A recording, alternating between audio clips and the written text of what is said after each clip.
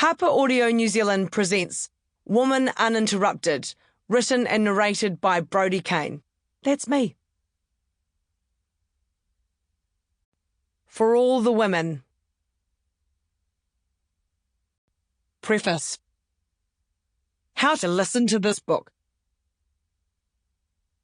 Let me make one thing very clear. This book is not a guide to life. Yes, each chapter is headed up with a how-to, but no one should be trying to do some of the things that I have done. I've made some big, lofty choices in my life. Some things have gone very right and other things have gone very wrong. I have won medals and built my own media company, but I've also slept on the floor of a 60-year-old Greek man's bedroom and shat myself in a Brunei jungle. Those highs and lows have shaped me, but they are not the things I would recommend doing yourself. Life is about figuring out what is the right path for you.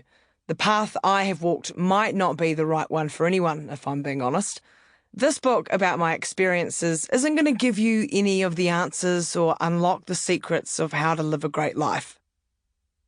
This isn't some messy millennial's guide to being a disaster either.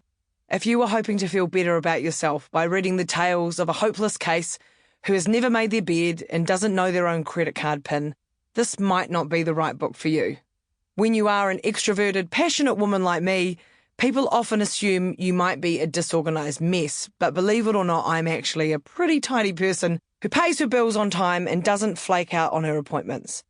I'd say I'm pretty good at the whole being an adult thing.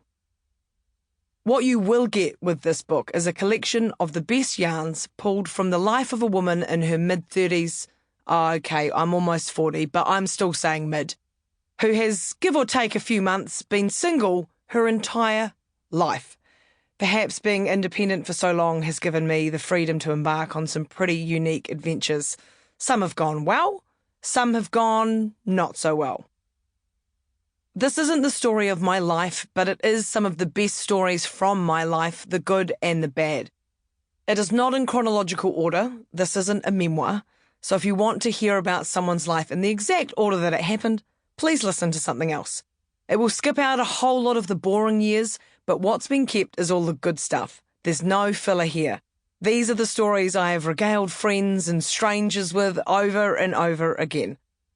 I have honed them all to perfection. I know these are the goods. This book should feel like a yarn shared with a friend at the end of the week over a couple of gins and a few bowls of fries.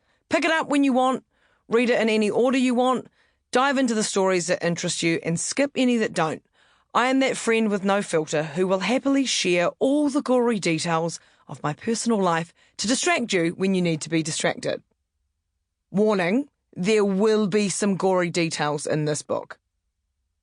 You won't relate to everything in my life. There is no one out there who has done the exact same things as me, but you may still be able to take something from these stories.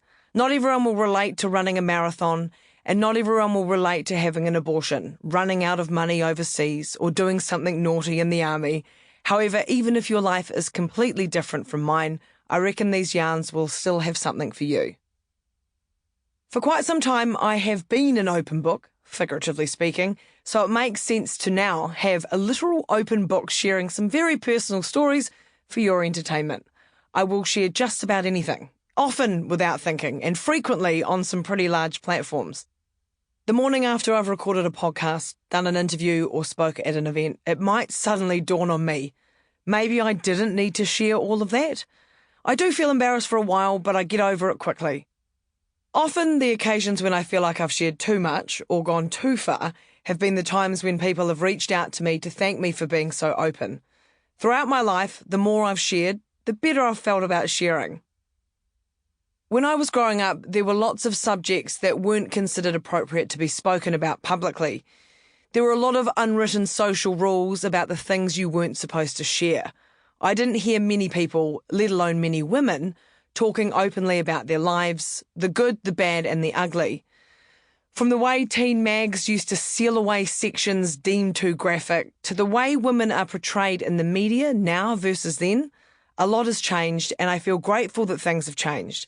It's been wonderful to watch women kicking down doors over my lifetime.